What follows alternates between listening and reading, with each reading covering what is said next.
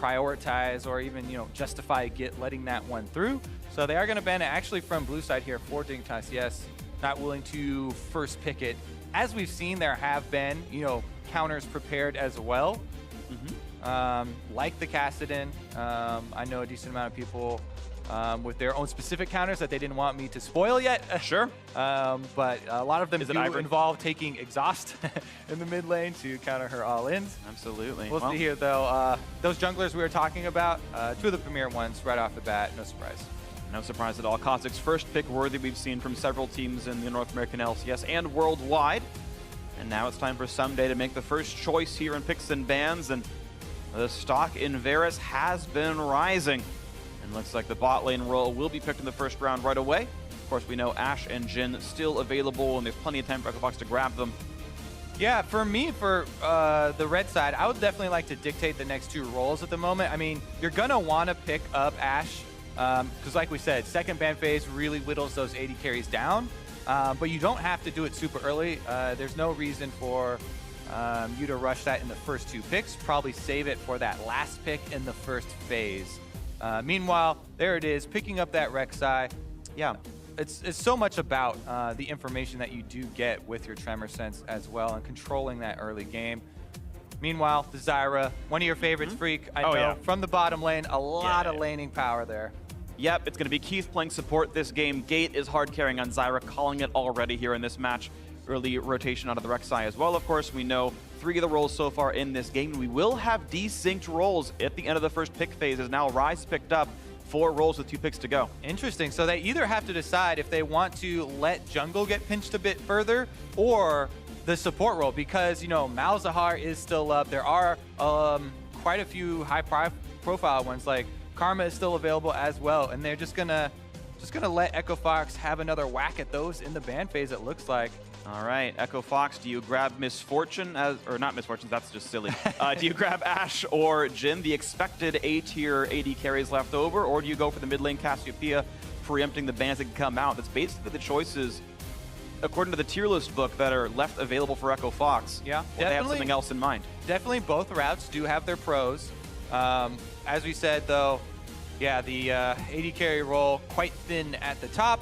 They're not comfortable getting pushed down past the Jhin Ashe level because it really does drop off in utility after you go past that. And even laning phase, right? Varus quite good against things like Caitlyn and stuff in the lane phase as well. So let's take a look here. There it is, the predicted Malzahar ban. They'll probably continue, follow that one up with maybe Karma or something on the side of EchoFox in their ban phase. And then the role that was left unanswered by Team Dignitas is that mid lane. You pointed out the Ryze.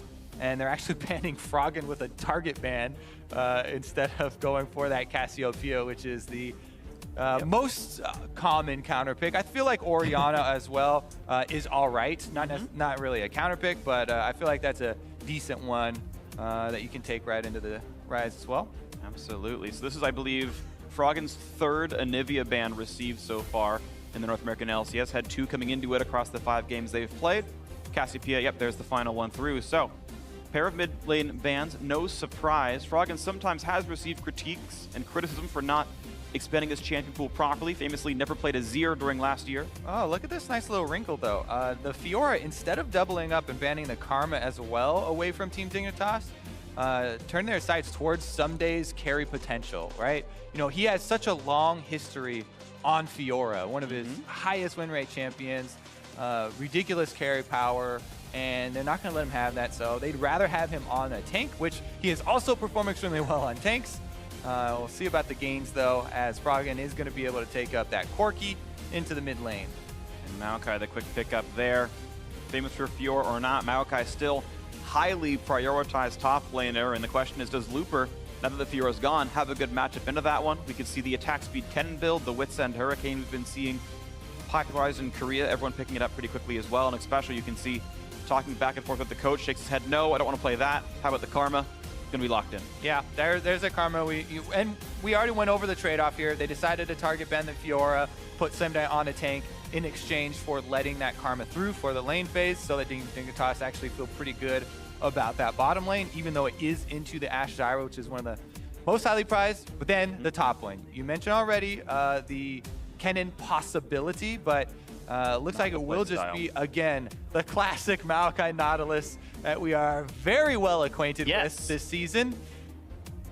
I feel like at this point we need to make a lore matchup where suddenly Maokai and Nautilus don't like each other as like reanimated almost humans.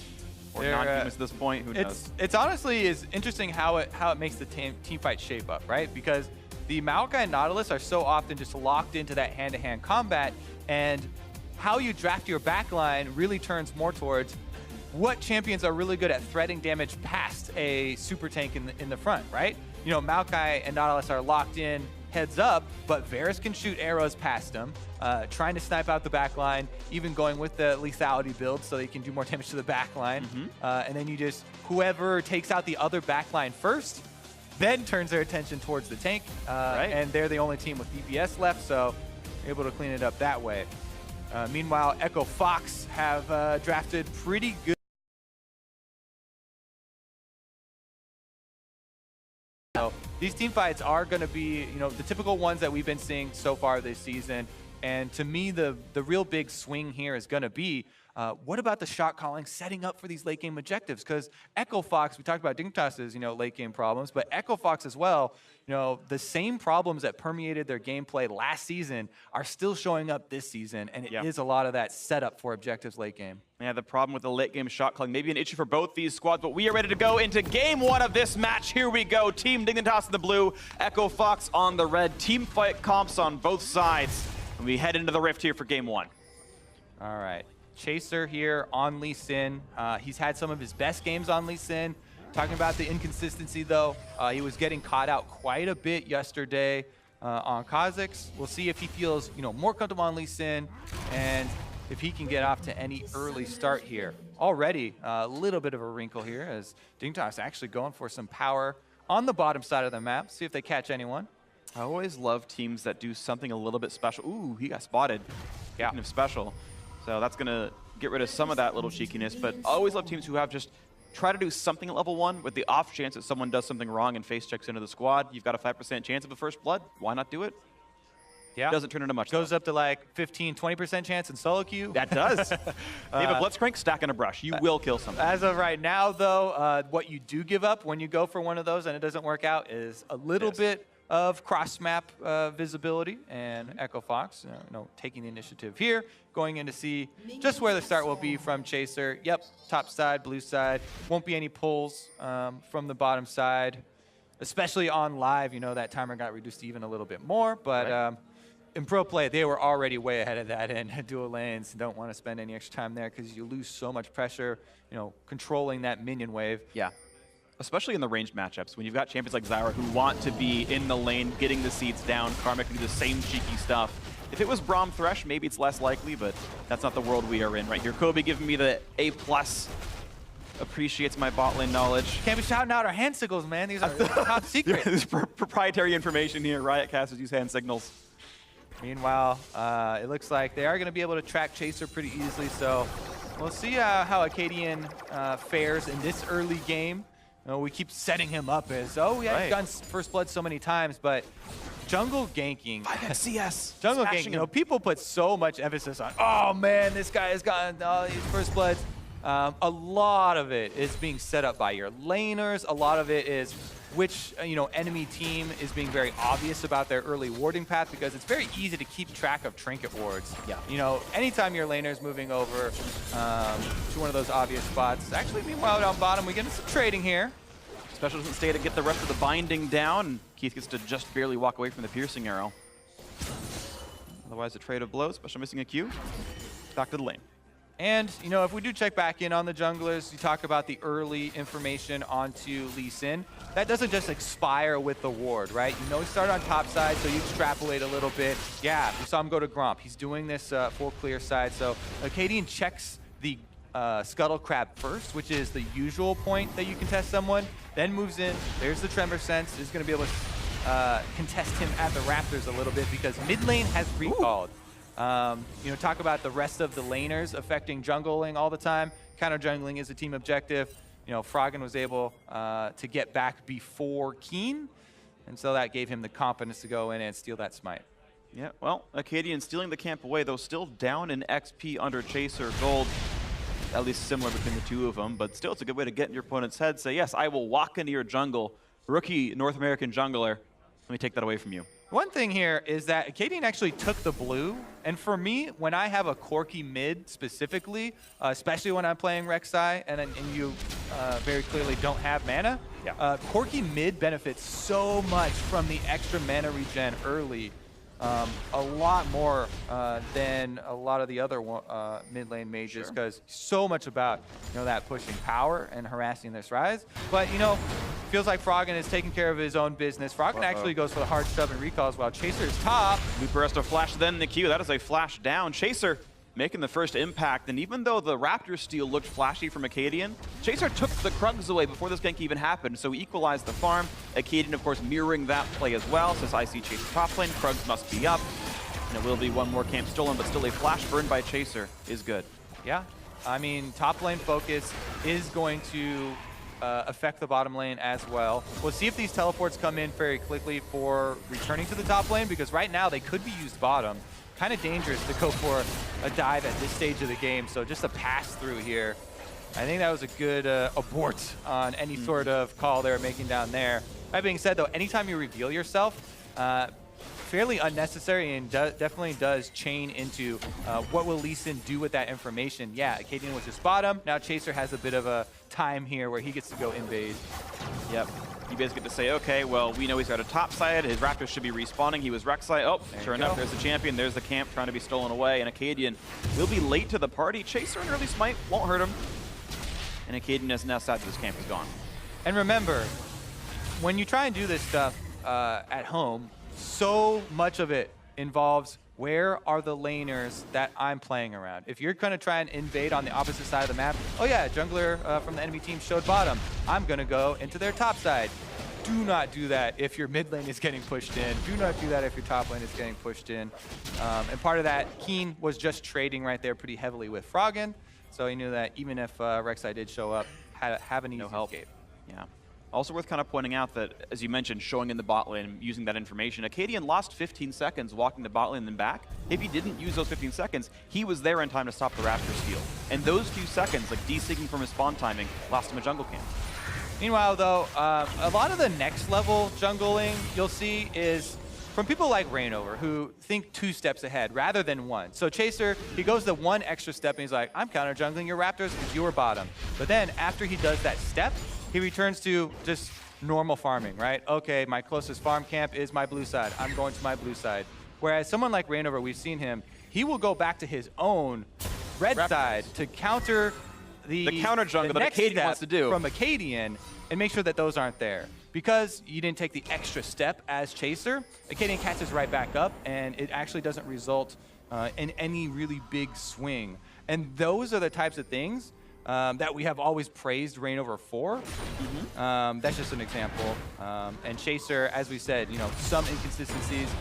It does come from a lot of his successes were really good ganks, which are things that are a lot less standard and a lot less reliable than those small camp advantages and the small farm advantages that you get from planning out a little bit better. Yep. And just to quantify what that means right now, gold difference between the two junglers, about 250. Acadian in the lead.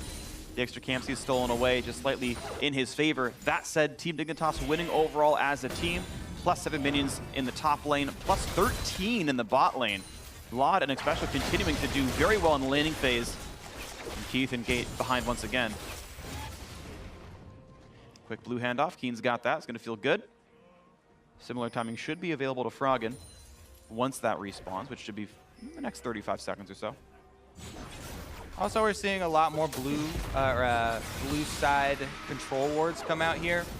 Team Dignitas, you can tell, there's so much focus on controlling the space around Keen and this rise. And they've got both sides of the river pretty well warded. The one area they don't is this Infernal Drake, though. So if you spend so much vision up there, on the top side of the river and around mid lane, you still always have to worry about early confrontation down here around Infernal Drake because it's so good at snowballing. Not only do you focus the bottom lane and if you get a big swing there, you can snowball that later into the game, but so much extra damage if the Drake is the extra prize. We'll see when these prizes come through. Gold back to Tide. Lotto nearly flashed parallel to the arrow. Had to still juke it. Gets away with it, though. Yeah, we do see that a decent amount of times, flashing in a straight line away from danger. But that is actually really important trading. That's why we see so many Ashes go for those arrows, even if they're pretty clearly be flashed away. Yeah. Such smaller cooldown there. And you've got more threat here. This could be the 4v2 in the bot lane. Someday can match teleport. Looper can't stop it. He's too far away. There's the flash route. Cuts him off to the side. This could be the play. Looking for it, but catches nothing. Chase is already there to spot it out, and Gates one hit from dead. Froggen trading blows in the front line. Dies to Someday. Lod will lose his life, but it's 2 for 1 so far. In advantage to Team Dignitas. Make that 3 already. This play is going so much better. Just eviscerating the Echo Fox lineup 3-2 as one gets turned around by Looper, but still. And again, it's not just about 3 for 2. Oh yeah, they got 1 extra kill. This bottom lane play results in an Infernal Drake. This is the true gain here that Team Dignitas are gonna get for that counterplay on the bottom side initiation there from Echo Fox. And a lot of the power of this Corki and his first package is in actually cutting up the fight with your package. Froggen, because it started a little bit before he got there, had to use his package to gain distance just to get to the fight, and it just got kicked into the turret. You didn't get to use the package for a lot of extra damage here. So let's look at the setup, because Chaser, counter, gank is prepped. Froggen already, package is used there. It doesn't affect the fight at all. He just gets kicked right over to Lod and then focused down. Even though Acadian flashes in and does finish off Lod, he's very far away from the rest of his team and does get taken down. Keen there, could have tried to turn on the Nautilus and snare him, but Nautilus is full health, so eventually going to Spider-Man his way out of that one. Yeah, gets to walk away, but I gotta say, that was just strange by Gate to go too early. He made Froggen waste his cooldowns, essentially. You're not in a huge rush there. And there's so much more power in one of the early packages. The damage on that thing, especially this early in the game, is insane. You can completely change the way that this early dive goes. So already, you know, some of these shot calling issues and the communication that we're looking at with both of these teams actually shows up here in Dignitas' benefit, because Chaser was prepping the counter game. It is smart of him to be there. I'd love to watch that back just with Chaser's point of view and see why he knew to be there and exactly how he made that happen, but it was very right of Chaser to be there to turn that around. 3 assists for him as a result. Good early start for Team Dignitas. One of the big things as a jungler that you look for in setting up these counter ganks, I'm glad you asked that question, is blown summoners. You know, where would I target if I was on the enemy team? We just saw this Ash Arrow used for the flash of Lod, and mid lane pushed up, started to roam. You're thinking, okay, my bottom lane is a juicy target for the enemy, so I'm gonna go, you know, maybe clear my Krugs so I'm in the area, and then wait around. And those are the types of plays, right? You just go for the highest percentage. There's no guarantee that it is gonna happen, but you try and think what's the most juicy target basically for the enemy team, and it really pays off there. Counter ganks are one of the most high yield basically jungle plays early in the game. Because the enemy uses so many movement abilities just to try and create the play that you have a lot of extra counters for the actual fight, just like we saw there, you know, with Froggen and the package. Absolutely agree. Of course, the air raid siren of picking up the package never hurts. That's a Guys, there's a gank in a minute. In the next 60 seconds, someone's gonna die. Maybe I went too small, and there's this big alarm going, woo, woo, woo. AD carry without flash, and we got a package. Well, special delivery went in the favor of Team Dignitas. They opened up a couple 100,000 gold. 100 or 1,000 gold, that's a bit closer of an estimate. Either way, let's see how else it can pan out. Only 1,100 gold difference. This is certainly winnable by Echo Fox. We'll see what can happen here. Quick control over the wards. Acadian's gonna ult back on the top side, take his red buff away. Under the guise of Froggen and Looper being nearby as well, in case there was an invade, but there wasn't, and so they're gonna be okay. Yeah. Back to a pause. Yeah, I mean, so we're going to check back in like on these stats, right? Because at the beginning of the game, you mentioned, okay, so they have these good average gold stats for the first couple of days of games. And that's why we always talk about, you know, the variance in putting so much stock in early game successful ganks. Yeah, that can make you look super great, and you're like, oh my god, this jungler, he's amazing, right? But how are Echo Fox going to do when, you know, they don't find success, right, with those early ganks? And those things are very unreliable sources of gold. now that they haven't had that, and due to the small sample size earlier, we'll see what Dignitas can actually do to pressure these guys when they aren't starting out with a 10-minute and definitely looking hard for them to get a 20-minute gold lead, as Dig are off to a pretty good start here. Infernal Drake on top of that gold, by the way. It's got to feel good for Team Dignitas. They've got kind of everything they need. You know Maokai is going to scale better than Nautilus. Typically, Nautilus seen as the better laner. He's supposed to be able to bully a little bit. This hasn't happened here. Someday winning a matchup that maybe via skill he's supposed to anyway. Package number 2.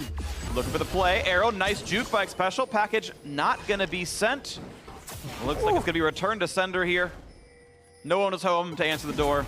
Yeah, Echo Fox took more damage going for that than Team Dignitas did. And they didn't have to expend anything but a simple Karma Shield for the extra speed boost. Meanwhile, Frog can try and get back to the mid lane. Gives up maybe 1 CS there as Keen on the rise. Farming straight up. He's got the tier. Rod of Ages is stacking. Feels very nice about this rise. About to hit that mid-game power spike.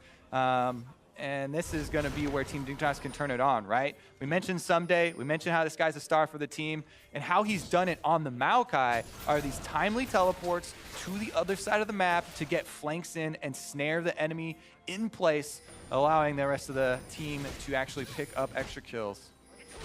And it's been good so far. Team Dignitas able to withstand the early game pretty well. And we'll see what their mid game ends up looking like here as they continue to stack up and scale, and we'll see when their first move really ends up being. Yeah, I mean, even with a Mountain Drake coming up in 25 seconds, and Team Dignitas, they don't have a giant lead at the moment, but it already gets a little scary for Echo Fox, right? Because their vision was just cleared out. And we always talk about prep. Dignitas, good job here prepping for this next Drake. If I'm Echo Fox, you're going to want to try and get some wards in the area. You have to be very safe about doing it, though, because it's very difficult, to face check this Dignitas squad as they're moving in and contesting even blue buff territory. Looking for it, getting poked back into the front. Steal comes through. Lod from downtown secures it. How about infinite mana on Varus? Feels pretty good, man. Oh my goodness. Varus can poke you through those 2 corridors leading up to the Drake now, too. Someday has this top lane pushing. All things are pointing towards really good preparation here for Team Dignitas to be able to get another Drake in their hands. Gate was just forced back the lane, and Acadian, he's scrambling for it. You need to get some vision down here. We don't want Team Dignitas to be able to set up, and they're doing just that. So holding on for right now. We'll see if the action explodes, though, because you also want to keep an eye on that minion wave top, as Someday it keeps shoving it in, right? He's prepping himself to teleport down, so that even if they answer teleports, Looper will lose more. Right, it's worth pointing out that, ooh, hold on, that's a play on the Gate. Exhaust forced out, Chase nearly dies. Gate the same! Lod again, his second snipe in a row, doing beautifully here on this Varus. Oh, American Sniper here. Lod able to steal away the blue, snipe down the Zyra, and there it is. Preparation is rewarded in the end, and that will be Mountain Drake uncontested now. Plus, they don't even have to call Someday. He can continue to push Looper in on the top side. All right, Team Dignitas so far, only good moves, or at least only moves in their favor this game right now. 4-2, up 2 Drakes as well, 2,000 gold lead. Eventually the first turret will fall, and it's looking like bot lane might be that effort. Turret has taken about half its HP so far via the laning phase, and now 3 members in. They'll get the rest of that health bar, not even a problem. Mountain Drake obviously helps it, and pop goes the first turret of the game. 3,000 gold lead now for Team Dignitas. Yeah, this game is such a good example of how the small advantages really do accumulate and result in big rewards here. The reason Chaser's going to go for this, he saw Zyra go for the snare already, so big ability down. You can't really always count on Lod hitting that, but very nice snipe there. And as we said, those corridors, certainly can't count on him hitting it, but definitely increase your chances when Fox is on red side and the early Drake control is over to a Varus squad. All things really pointed to that play from Team Dignitas, and I like how they just set it up so far in advance. Yeah, unlucky for Gate, Lod was in Fog of War when he shot the arrow, so even though Gate had flash up, I don't think he had the means of dodging the arrow because he couldn't see it in time. Maybe it could have happened, but either way, of course, a good play by Team Dignitas. The capitalization all there, and we'll see what the next play is. Now that they've broken the outer bottom turret, they can get more done on the map. Yeah, I mean, I want to look at it from Echo Fox side too, because we usually criticize them for this lack of ability to really create advantageous situations for themselves. And when you do take away that vision, and remember, this vision war started from minute 2, basically, where right. Team Dignitas were the ones accumulating that step by step. Taking away that vision, like you said, really results in those types of plays, right? It reduces your reaction time, not only to dodging arrows, but even getting into the right place, even seeing them move to a certain side of the map and setting that stuff up. Makes it difficult to do the right thing, Echo Fox, when you don't have any vision right here, and the battle is continuing. Of course, a double Sightstone team, Lee Sin always going to be that. Worth pointing out, Acadian did go Warrior Enchant on the Rex side. That is atypical for the champion, but it's what he's gone for here. Looking for the arrow into the mid lane, not going to find anything, and I believe 0 have landed all game. 1 forced a flash, the rest have all been sidesteps. Yeah, I mean, Karma, that's the other thing. You got to manage the extra speed. Sure. Makes it pretty easy. And as for the vision points, there were wards. Arrow was coming down the river right over the wards. You get to see it then. It really does help you in your dodging skills. Yeah. And meanwhile, Team Dignitas just slow and steady here. Sending Keen up to the top side. Rise, notorious 1v1 power, notorious split pusher. And as you said, his Rod of Ages is almost done stacking. Tyr is stacking up super nicely. He claims his turret. No confrontation here from Echo Fox quite yet. And no confrontation needed for Team Dignitas. They're about to knock down the 3rd and final outer turret right here.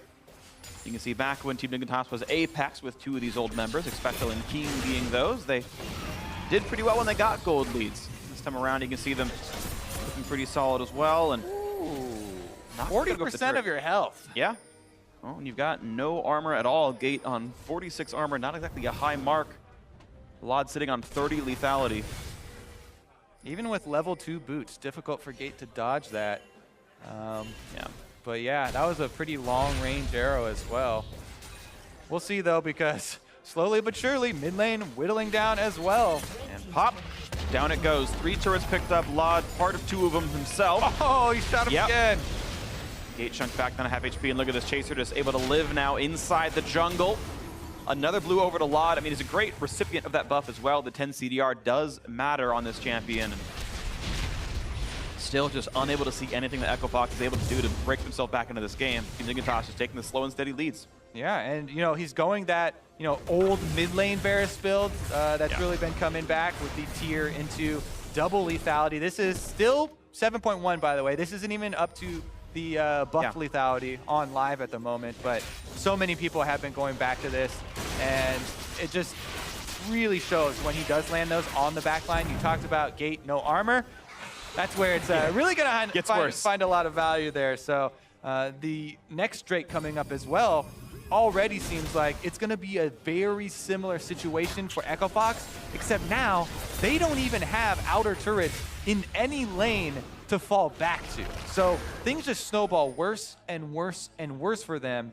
And since they both have team fighting teams and Echo Fox are trying to run through these small jungle corridors to the dragon, that's not an area they can actually fight anymore. They really need to get some element of surprise to turn this one around. Looking for a surprise party. Where's Fiddlesticks when you need him? Lot, nope, gonna juke the correct way anyway, walk straight down, and Keith never had a chance. That one was pretty ballsy, waiting, just counting on that speed and not blowing your heal, not blowing your flash for the arrow, but he was full confidence that he wasn't getting hit by that, as Especially was like, yes, walk towards me. I got you with the extra speed boost, and once again, walks right out of it. Remember the Ash arrow, even though the visual looks like the front of the arrow will stun you, the hitbox for it is actually at the tail end. It's around the middle, I think. I think it depends. But you're right, it's not the very front tip. That's just one thing to keep in mind, that it will look a little bit misleading. Also want to point out, Edge of Night does have a channel time before it'll actually bring you the spell shield. Those who haven't used the item, you can't do it reactively. He's got to prepare. Yeah, actually, I talked to the designers, and the reasoning on the end for the arrow hitbox is that it looks very weird for Ash to shoot an arrow at point blank, and then the tip, obviously, starts out in front. So you need to be able to stun your point blank target, right? So it is visually just near that tail end. Meanwhile, though, there's that Drake we talked about. Definitely going to be easy cleanup here for Team Dignitas, as all those vision points as well as the terrain trying to walk over there just not a tenable situation for Echo Fox. And again, they're looking for some surprise play to catch them off guard. Yeah, surprise parties just have not been properly executed, though, sadly. Someone always spoils it. You got someone, heading over to Sally's house for the surprise party. Oh, crud. Whoops, Sally, sorry, you saw this. And that's just what's happening. I don't know. Team Dignitas just reading the tweets. Echo Fox letting them know what's coming for them. The wards basically are the tweets in this metaphor. It's stretched, I know. I got lost. Meanwhile, they're actually getting cornered here around Baron. And Sunday's in there. Surprise! Someday bringing the presence into this one. 1v3, but here comes Keen. Keen's going to jump over the wall. Cadian running out of health pretty rapidly. One picked up already, and the chase going to continue by Chaser himself. Here's a big knockup out of Looper. Catches 3 or 4. Chaser running low, but he gets out of range. Another pickup for Keen as he takes down Froggen. Looper next up, and it's going to be 3 for 0. Pretty painless for everyone not on Echo Fox. And Team Dignitas, surprise! Another shellacking here with Team Dignitas taking out 3 more members and another very smooth objective for them. There's absolutely no way that Echo Fox will actually steal this unless Gate runs over a suicide mission for a miracle Zyra. He's not going to try. He's not making the move, so there it is. Step by step. Let's take another look here, though, because in order to set up a surprise play, which is kind of their only way back into this, they wanted to get some area of the map with vision, but some days like, hey, we found Froggen, backline here, immediately goes onto him, and Dignitas with their giant lead, able to collapse and take down the Corki right from the start. There's really no safe spot for him. Keen flashes right into Froggen's face there. Froggen was trying to land some support from the side, and after Froggen went down and right after, no more DPS left. Now it's a 9,000 gold lead. This is just getting farther and farther out of reach for Echo Fox. They've just, other than Acadian getting a little bit more farm than Chaser, nothing's been going on for the red side. Yeah, I mean, they really need to regroup here and look at things for their next opportunity, because this is a best of 3, and next game they're going to need to really put more focus on that vision. I know it looked like a very slow early game here, and it was very methodical from Team Dignitas. With the leads they were able to slowly push through, just made their decision-making very, very simple with the extra vision that they did have to work with. Whereas Echo Fox here, again, we talked about last season, kind of same issues really coming up for them here. You know, who's going to be the one to take the initiative for these guys? I don't know. Looking for it, but we've not found it right now for Echo Fox. Initiative not being rolled, getting a 1. They're always a slow ones here at ACT. Team Dignitas looking for just the closing of the game now, 27 minutes in. Baron buff on. Turret's just falling with dominoes. Yeah. I mean, I guess technically Echo Fox did go for plays early in the game, went to bottom yeah, plays. It's just that they were very low percentage plays, and they revealed themselves each time they did. So Team Dignitas was able to take countermeasures here, and right now, man, this is really snowballing out of control. You look at the options for Team Dignitas to end this, and they are plentiful. Yeah. They can even go for turret dives at the moment here with some... Oh, they're going for it, actually. All right, knock up on a lot. The hook's going to land as well. That's going to be a dead Varus. 5v4. Gate chunked out. Make it a 4v4 now as one goes down. Looking for a bit more. They root onto Looper. Some they happen to take the turret. And Nautilus running out of health pretty rapidly. Q's going to land. Take it. Just kidding. It'd be the wrong choice. Good job there for Keith and Echo Fox. You need to take every opportunity for you. However, even with landing an arrow on the AD carry and being able to hook him back in with the Nautilus, you still lose out. You get a 1-for-1 and you lose your inhibitor turret. Here we go, Looper trying to make it up though. Teleport play, can they make it happen? Looper just running out of health way too rapidly. Look at that kickback onto Keith, as beautiful as it could have been. Chaser opening it up. Acadian next up in the chopping block, 2 for 0. Into the base they go. Team Dignitas grab their first inhibitor, and they're not even slowing down just yet. Chaser injured, but they can close the game out right here. Echo Fox hoping to keep their base alive. Will it even matter though? Looper again getting chunked out, getting assaulted, getting taken out. Has to go back getting to the base, a 4,000 shield. Okay, big enough. He'll survive in this one. One Nexus turret gone. Froggen, they looked at him funny. He had to jump over the wall. And now Keith, I don't know, gonna respawn in 10 seconds. Arrow will be up when he is. Baron buff has timed out, and there's a lot of money in inventory here for Team Dignitas, or rather in their pocket that they need to transfer to the inventory. 2,000 to 3,000 per person. Look at that map. my goodness. There's no area without outside of the base that Xbox actually have a vision of. Here's the arrow though, so they get the AD carry and they have Looper there to line up the snare right afterwards, but it doesn't matter because Team Dignitas are so far ahead that even without their AD carry, they can collapse and have enough damage to not only get answer counter kills here, but also top side objective right after. Absolutely, and Echo Fox. It's disheartening when you get the one kill and it turns into you losing more of your base anyway. That even the good plays aren't turning up as anything useful anymore. Only 3 kills the entire game through Echo Fox. One was losing their base and one was in a 2-for-3 they lost that they tried to engage upon. Sadly, everything they've been doing has been backfiring here. Team Dignitas to cement the advantage a bit more. Grab the quick Infernal Drake while they're here, and then set up the rest of the minion waves and push them to the base. Really did like, whether it was, Echo Fox being very, obvious with their early game, choices. That is true, and that's a fair point. But you can still shout, "Oh goodness!" Oh geez, he's dead. All right, Live picks him up. How about a little bit more? Chaser, yeah, he's tanking up in the lead set. Has a Guardian Angel. Another flash follow comes in for Sunday.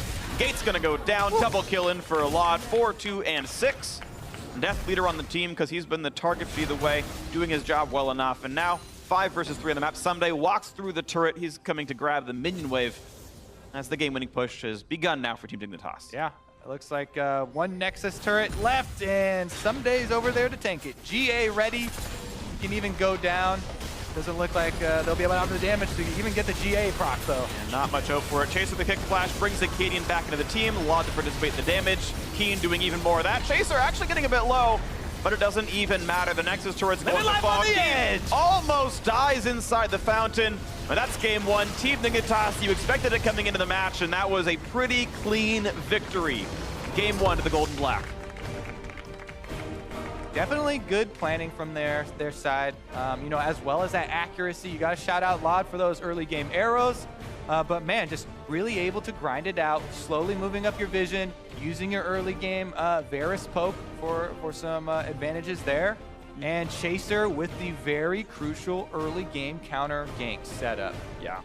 From that moment on, it was pretty standard playbook here for Team Dignitas, and that's one of the things that you need to check off. Even though, yeah, it did look, pretty standard and smooth for them, you have to check that box, especially for a new squad, bringing in new Koreans over here. They're super amped up and they're performing really well, but the coordination has plagued them against teams that pressure them more heavily in the late game. And these early stages are definitely things that you're gonna wanna, check off and have a clean one in your books. And that was pretty clean overall. 30 minutes, 40 seconds, a fairly fast game. Not quite the Phoenix 1 Game 2 victory where it was sub 30, but 30 minutes and change is actually a pretty respectable game timing. Echo Fox, unfortunately, not the hardest test right now. They've been doing pretty poorly for themselves, but again, you talk about checking boxes. This is a pretty clean win for Team Dignitas. Nothing you can really complain about here. They won their lanes, and they snowballed it well. Yeah, we'll have to see game number 2. Fox need to make it a completely different story here. They have had success with Acadian pulling off early ganks and trying to snowball off that for the first half of the game, and really trying to set him up with a jungler maybe. I mean, he tried to make plays. He went Warrior Enchant Rek'Sai, right? He had 200 to 300 more gold than Chaser, even after Chaser got those early assists with the counter gank. So theoretically, I mean, he doesn't have any winning lanes, so it's going to be hard for him, but Acadian's trying. Again, he blames himself for some of the late game stuff, but it doesn't seem like he has a team to work with. Yeah. All right. Well, we are going to send it over to the analysts to see what they are going to make of this game.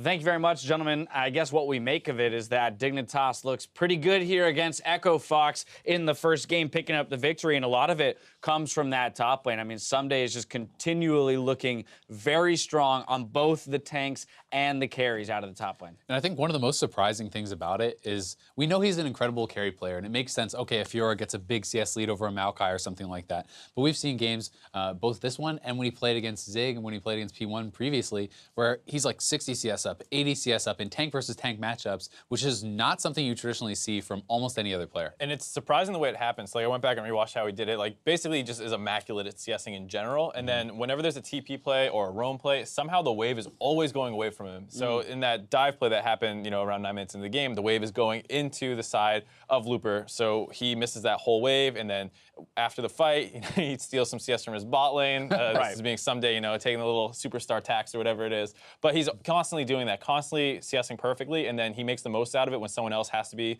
out of lane. The wave's always going into them. Right, but he's so good at CSing, and yet he's usually one of the first, or rather the first, to TP. Let's go ahead and take a look at that replay you mentioned. The 3 for 2 in the bot lane in favor of Dignitas. They'll also get the Drake off the backside of this. Right, this is really just Gate missing his flash engage before the rest of his team is there, so it's pretty easy to single out and get super low. And then guess what? Someday was first to arrive. Right, Someday's first to arrive, and it's kind of like one person's always in the front line. First it's Gate, he gets chunked out, forced out, and then after that it's Acadian, and there's always just someone too far ahead of the rest of his team on the side of Echo Fox, so there's just a little miscoordination. And like you said, it's so punishing because Looper is missing all the CS under his turret right that time. So he's missing the XP, he's missing the gold, and then Someday gets 2 kills there, doesn't miss anything in the top lane because it's going to slow push back towards him. So, I mean, the lane control, his actual CSing, his mechanics, he just plays it better than his opponents most of the time. It doesn't give your opponent very many options when your top laner,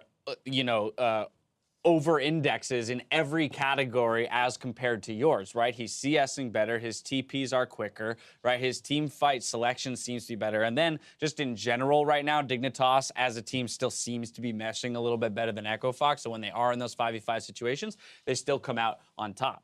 And I think the top lane as a whole is a very interesting discussion in North America, right? We talked a lot about like how hyped top laners are. And I think that we've seen incredible performances from Someday. We've also seen him kept in check, right? He smashed Ray against C9, then Impact honestly just played better than him, right?